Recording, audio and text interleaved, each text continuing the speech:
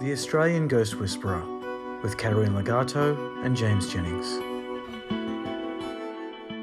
Hello everybody, welcome to this week's episode of the Australian Ghost Whisperer. Hello Caterina. Hello James, hi everybody and welcome to another very interesting episode today. How you been lately, Caterina? The spook's been coming out in droves to frighten the living socks off you, or what? Nah, I'm not scared anymore, not after all these years. No more. That's true. You're the most unflappable person I've ever met when it comes to spooky stuff. I tend to wet my pants and you tend to just be like, yeah, another day at the office. That's it. That's it. Yep. I was, I've always been, as you know, able to see spirits and communicate with them, so they don't really bother me at all. Yep. Yeah, I think some human beings in physical world are more scary. Scary people around. But we have a lovely guest with us today, don't we? We sure do. So today we have Nick with us. Hello, Nick. How are you? I'm very good, thank you. Yourself? We're doing pretty well. We're doing pretty well. Now, Nick, tell us how you, or tell the audience, I should say, because we know, how you came into the orbit of the Australian Ghost Whisperer. Okay, well, I've always had an interest in paranormal, and I just happened to stumble across the Australian Ghost Whisperer channel on YouTube. So, I obviously subscribed, and then I started binge watching all of them, and I thought, wow, she's only just relatively close by. So I thought, I'm going to make an appointment and go and get a healing. So I did that. In the meantime, we'd just bought this place that was an ex-rental in Western Sydney, and it was a funny story because when I'd driven past this place a couple of times, because we were trying to find a place where my daughter could go to school, and this was pretty close, like probably 500 metres away from the school. So that'd be epic because that means I don't need to drive everywhere. Yep. Anyway, so I remember passing his house and going, oh, the vibe isn't that great. So I just ignored it and we went to look at other places. Anyway, so I visited this real estate agent and she said, oh, I'll show you a few properties. Anyway, sure enough, this really bad vibe place was in the list. I thought, oh, well, let's go and check it out anyway. So I went there in the middle of the day. It was a nice sunny day and it looked actually pretty good. And I'd forgotten about this bad vibe I had. Anyway, so we took the plunge, we bought the place and we moved in a little bit after that. Mm-hmm.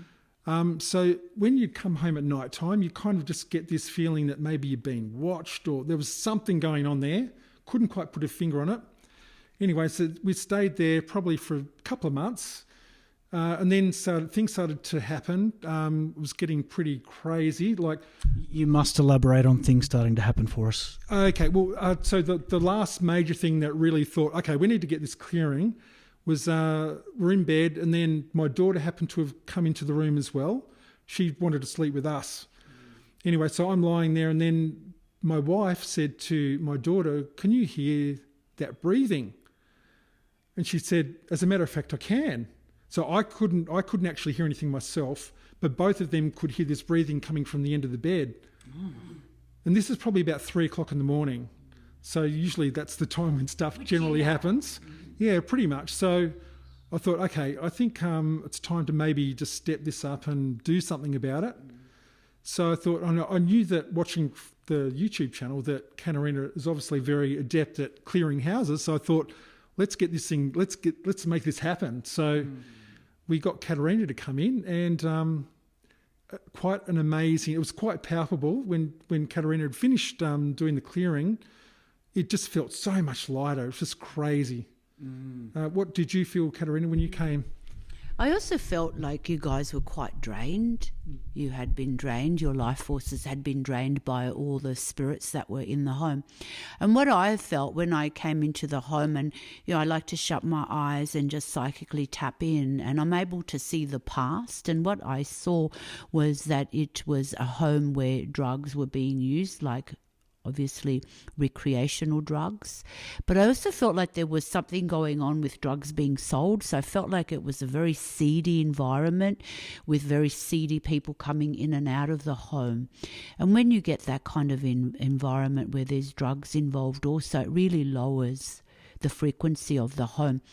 And the home felt quite dark, like there was a really dark cloud over the house. And I felt like I was being drained.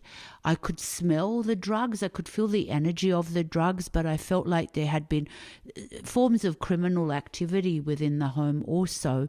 And so what had happened, the environment being so dark and so low frequency, I had drawn in a lot of lost souls and spirits that were perhaps themselves drug addicts at some stage, because you seek out, even in the afterlife, what you feel you crave the most in your physical life. So I felt like I could see there was a lot of spirits, moving through the home, moving through the room. So I knew then that, I had to, first of all, create a vortex of light to move all the spirits across. And then I used healing energy to clear that darkness, that environment that was quite, to me, felt really seedy and dark, and just, it was all consuming, wasn't it, really? Because it was just so, the drugs had also, I felt, brought in some demonic activity also. So all of that. So I remember using many frequencies of different lights, of light and energy, and using the gold and drawing in the spiritual fire, and just to really clear the environment. And then it felt like I could feel your presences in the home. It was like you guys were overtaken by all the darkness that was there. So I felt that once it was cleared, it was like I could feel your energies. And all the spirits were gone, and all the past was like wiped, like the slate was wiped clean. So I knew then that you would feel much better, and that you'd get your vitality and energy back. Nick, did you notice quite a palpable difference once the clearing had happened? Like, can you describe the feeling of the place, compared to when it wasn't cleared? Yeah, it was actually instantaneous. So basically after the clearing, Caterina invited us to go into each room just to get a feeling of what the room was like. And okay, so for some things I'm sensitive, other things not so sensitive, but me being maybe not so sensitive on that side of things, I could just feel it like instantly. It was so much lighter. And funny you say that about the drugs and everything, because apparently, speaking to the neighbours, our new neighbours, they were saying that the police were literally around every second night. So it was pretty heavy presence. And the other thing that really, basically immediately disappeared after the clearing was this smell. And this, sometimes we'd get into argument, my wife and I, we never fight over anything. Like, it was just, but she'd always been in a really foul mood, like when we went into the house. And she would sometimes notice like things in the corner of her eye just moving like down the hallway. So obviously there's a lot of activity going on. But after the clearing, the smell had completely disappeared. So there's like a mustiness that was in some of the rooms, especially in the hallway and some of the other rooms. And that all immediately disappeared. So it was quite amazing. And honestly, it feels now that we've got the house back. Amazing. You feel like it's your own home. Absolutely. And the smell was the smell of the residue of the drugs, and of the, like I said, it had collected spirits that had died, that were drug addicted and hadn't crossed over, and were seeking that type of environment where they felt they could still get their hit, because the spirit needs to be purified of its addictions before it can move through the higher realm. So if a drug addict dies as a drug addict, then their soul still has to go through that purification process in order to move through the higher realms. So rather than some souls decide not to do that, they look for environments where they can still feel that drug-induced energy that they're so used to. And that was the smell. Yeah, I was going to ask that, because a lot of people do report musty smells when there are hauntings. Is it what's the smell of death? Death has a smell.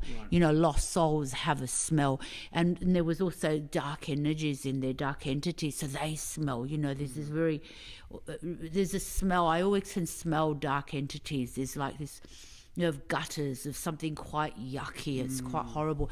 And it does, as Nick was saying, if you have a small argument, it becomes a huge argument, and you go like, I don't even know why, because that negativity just comes in and just kind of invokes the argument and brings that darkness in, and then things have just gotten out of control, and you think, how has that ever happened? I've got another question for you. It's just popped into my mind. So obviously when we talk about hauntings, it's always spirits haunting a house, right? Like they're attracted to stay in a house. Is that because spirits are like humans in that like they don't want to be living on the streets and they'd rather be living indoors? I've never thought about that before, but like, do you find lost souls roaming the streets, or do they actually prefer to haunt indoors? Are ghosts indoors people, Caterina? They can be indoors and outdoors, but as I said, certain spirits will tend to gravitate towards a home or an environment that is familiar to them, to the life they lived when they were physical beings. So if they lived in a park, then they'll be drawn to a park. If they lived in a home, then they'll be drawn to a similar energy that reminds them of home, or people and personalities that reminds them of home. I mean, this isn't saying that, Nick was a drug addict, but I think they moved in unknowingly into an environment where, obviously police coming every second day. Well, then that's really, saying that that's a real statement there in itself, that, yeah, it was a very seedy environment, which is what I felt. And so here you are trying to be a family in this environment. And Nick, you were telling us before we started recording the episode as well, this isn't the first haunted house you've lived in either. Can you tell us about another one of your experiences? You were telling us earlier your family home had some activity. Yeah, we used to live in the North Shore. We had a house in Kalara this many years ago. We were there for about 20 years. The floors are basically concrete, but then carpet over the top. There's no vibration. There's nothing. Anyway, one day in the middle of the day, I was just in the house by myself, with the cat and the dog, of course. Anyway, I'm heading towards my parents' room. I can't remember what it was. And in my brother's room, it had this talking mirror. So basically you pick it up and it laughs. It's one of those kind of toy. It's a toy. But for that to activate, you actually need to physically lift it up and then it will start laughing. It's battery operated. It had been sitting on his shelf for God knows how long. And anyway, I walked past, there's no vibration on the floor. And the thing started laughing. I thought, okay, that's weird. That should not have happened. I don't know why it happened. I wasn't scared, but I thought, that's just bizarre. That's weird. So that sounds like something out of a horror movie. A laughing mirror. That's real horror movie material. Yeah, it was just like a kid's toy. And my brother at the time would have been probably, 13, 14, something like that. So he just had all these weird toys in his room, and that was one of them. And that I thought, gee, that's really bizarre for that to do that. Yeah. What do you reckon that was, Kat? Yeah, I don't remember having a laughing mirror. That's really creepy. So obviously the spirit triggered the mirror to laugh, which spirits can. They can move things around, they can push buttons, they can get quite smart when they hang around long enough. Yeah. Yeah, we had an Australian Ghost Whisperer event on the weekend, and a woman was talking to me afterwards, and she's like, "Oh yeah, I've got a spirit in my house. It turns the lights on and off. It knocks on the wall sometimes. It does this and that, but it doesn't bother me." And I'm thinking, how does it not bother you?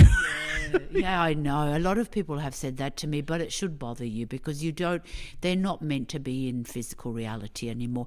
And they will absorb your life force because you become like a battery for them. Yeah. And I hear this time and time again, people think it's a bit of a novelty to have the spirit in their home, but what they don't realise is bit by bit they're drawing on your life force, and eventually it will lead to fatigue and ill health, mental health, all kinds of emotional issues. Yeah. Well, funnily enough, because I've heard you say that several times, I said exactly that. I said, well, it might seem like you don't care and it's all fun and games, but they kind of like tap at you like a battery. She didn't care. She was like, oh, well, no, it's all right, it's fine. And I'm like, okay, but don't say you weren't warned, love. That's it. That's right. Yeah, I mean, what do? You can only lead a horse to water, and then it's up to them if they're going to drink it. Yeah, that's exactly right. Yeah, so yeah, look, it's these things are not good to have in your home. I particularly would not invite spirits to be residing alongside me in my own home. I really don't recommend it long term. It's not good. It's not good if you've got children. Children are very vulnerable to spirits. They don't have a strong enough life force to sometimes be able to deflect these spirits away from them. Over the years in my career, I've had lots of parents bring me traumatized children that have been, provoked by spirits, possessed by spirits. So it's a very serious thing. And again, you don't know if that spirit could have been an ex-murderer. They still take those qualities with them, you know. Yep. Yeah, you might have a friendly spirit who was a sweet little grandma, and you know, but you could have a spirit that was a very violent person in its physical life, and you have that violent energy living with you, around your children. And I know, Kat, that from conversations we've had in the past, you have said just that, which is you come across spirits sometimes that are harmless or they're nice, but sometimes you come across really, really nasty, evil people as well. Yeah, I've gone to houses where some spirits are very violent and they want to attack me because they know I'm there to push them out and they don't want to go, and so I have to really, which, you know, and that reminds me of a house I cleared a few weeks ago for a client of mine, and she's just going through a lot of health issues, and she felt like there was the person in her bedroom, and she said to me, she goes, I reckon that someone's died in the house, and they lied to me when we bought the house, they didn't tell us the truth. Turned out that there was someone had died in the house, and he was still there in the bedroom. And when he saw me, he was really angry because he knew I was there you have to go. And he died of cancer, he died in the home, and he was so connected to this house. Even though the wife, the kids had moved out, he did not want to go. And I had to go out of the room. I had to really kind of reinforce the protection around myself and really go in there with force of, no, you cannot stay here, to really push him over into the other side. So the moral of the story is, if you're going to get a flatmate, make sure they're flesh and blood. And a nice person, flesh and blood. And a nice person, that's also pretty important. Yeah. You can have some nightmares, you know, again, sharing with somebody that's horrible. Yes. Jealous, trying to copy you, steals from you. I've heard a lot of those stories too. Best to live On your own. Best to live on your own. You took the words out of my mouth, Caterina. Live on a mountaintop in a hut. Us into a whole nother subject. Become independent and be on your own. Maybe that's for another episode. Maybe it is. Maybe it is. But Nick, you've had an interest in the supernatural like most of your life, have you? Like, do you remember when you started sort of getting, you know, drawn to the topic? Yeah, well, I had a friend, or not. Basically, it was an invisible friend when I was a kid. And we used to watch cartoons and all that kind of stuff together. It's kind of hard to describe. My mum thought I was just crazy. And she probably correct. I mean, I don't know. But anyway, so I kind of had this kind of interest and affinity. I wouldn't say it's necessarily super strong like other people, but definitely there's always been an interest.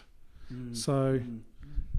Yeah, well, Caterina, you've said, again, we were talking about this before the show, you said that a lot of children are still super tapped into the spirit world. It's not uncommon for kids to still see spirits, and they don't know it's weird or different. It's just they just think it's the normal thing, right?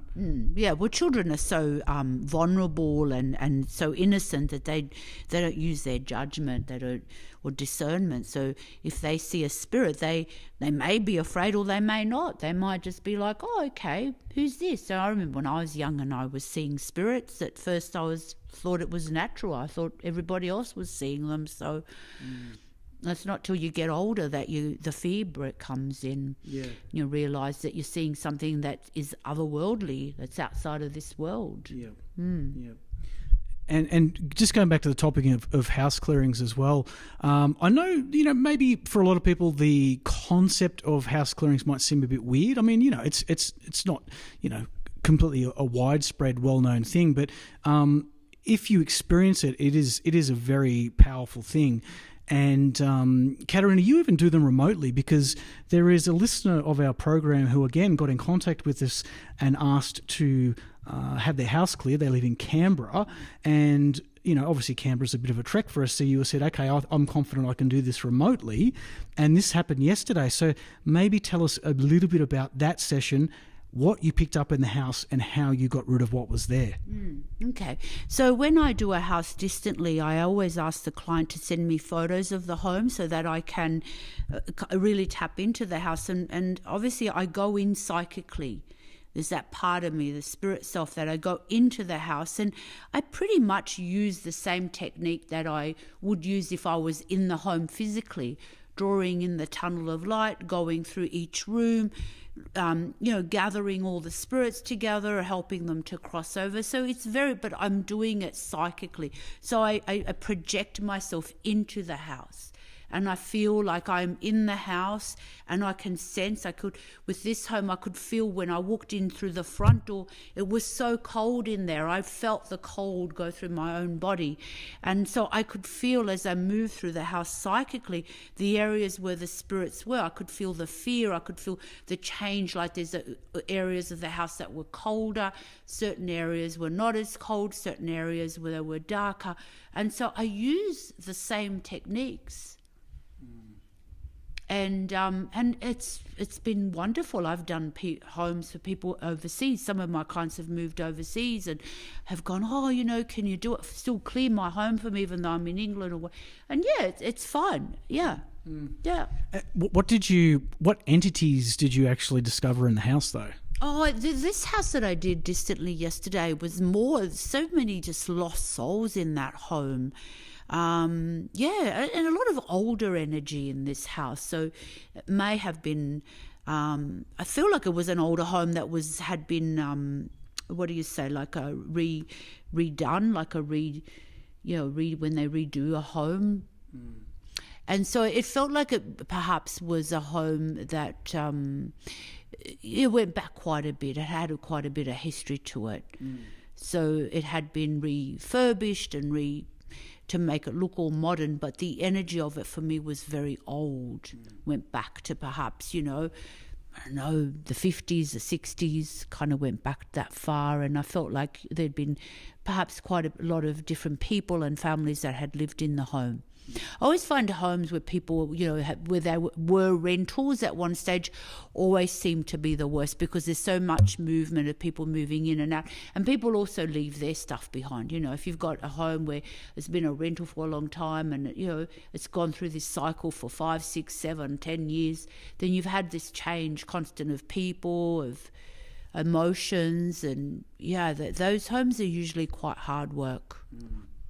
Do you think it's more common to find a place does have lost souls in it than not?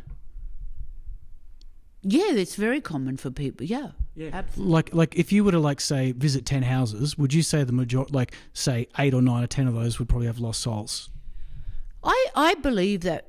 I believe every home perhaps could do with a clearing. I'm not saying I'm not going to go around and clear every house in Australia, but I think most homes have an energy about them, whether it can sometimes be the land, it can sometimes be whoever got involved with the build of a home. Sometimes there's a lot of issues with a home, whether you've had builders, you've had disputes, things like that. I've had clients call me that it's a brand new home, but we went through so many disputes with the builder and arguments and things, and so, there can be so many endless reasons for the energy in the home not to feel peaceful and calm. But again, then there's some people who live in homes and say, oh, my home feels beautiful, calm, and I've never worried about it. So, I think it's just the luck of the draw, really. I hope my parents aren't listening. I'm pretty sure they're not, but I reckon their place is a bit haunted as well. I can always sense stuff when I go back there. Yeah, I felt that when we've gone to your mum and dad's home. Hopefully they're not listening. No, I don't think they listen to the show, but if they ever want a clearing, I know where to send them. And Nick, it sounds like your place is all good now, but if you ever, touch wood, you go into another place that's got some spooky visitors, you know who to call as well. I sure do. Good stuff. Well, look, I think that's a good place to wrap up the episode, unless you've got any parting thoughts, Caterina. Oh, no, look, I love the art of house clearing, and I honestly can say, and I'm not saying this from my ego, I don't think anyone does the way I do it. I've been taught this by spirit, by my guides. It wasn't something that I did a course and learned. I spent years. My guides taught me. It took years where they taught me the art of how to hold the energy. Holding the energy means the spirits don't go crazy and get out of hand. Hold the energy, hold it together, and do it thoroughly. And you know what? I have never had to go back to our house a second time where they've said, oh, I don't think you did such a good job. Never. I 1000% believe that to be true. It's the absolute truth. Yeah, I mean, I've had my place cleared by you, and it's amazing. And Nick will testify. So if you 5 stars on Google reviews for you, Caterina. About that, I just feel, I think we all have our thing. And yes, look, I'm great. I love doing healings. I love doing readings, but I absolutely love going in and clearing a house. It's just so fascinating for me, the different emotions and the spirits in there and their personalities and why they're there and how the people, the owners of the home, are reacting to it. It's quite an interesting excursion for me. I always call them my little excursions, set off in the morning, and I can feel it as I'm driving towards the house. I'm like, oh, this one's going to be a nasty one. I can feel the energy as I get closer to the home. And then when I get to the house and I'm parked out the front, I look at it and I go, okay, Cat, you're going to have your day cut out for you here. Or sometimes I arrive and go, okay, this isn't too bad. I can knock this off pretty easily. You make it sound like a fun little adventure. It is. It's my excursions. It's a lot of fun. Yeah. We all need an excursion. Well, Nick, thank you so much for coming on today and telling us your story. Thanks for having me. Our absolute pleasure. Caterina, thanks again for sharing your insights. Yeah, thank you. And thank you, Nick, for coming on and speaking about your experience with me. And thank you, everybody, for listening. And please subscribe and share our information. Yeah, absolutely. And we do have a new-ish website, which is www.theaustralianghostwhisperer.com. You can find all the information you need about us on that website. We are doing live events in the Sydney region at the moment, so keep an eye on that website to see what we've got cooking up in the future. And thank you for listening. Bye, guys. Bye. See ya. To gain access to private spiritual development classes, guided meditations, and live Q&As with Caterina, please visit www.patreon, that's patreon.com/The Australian Ghost Whisperer.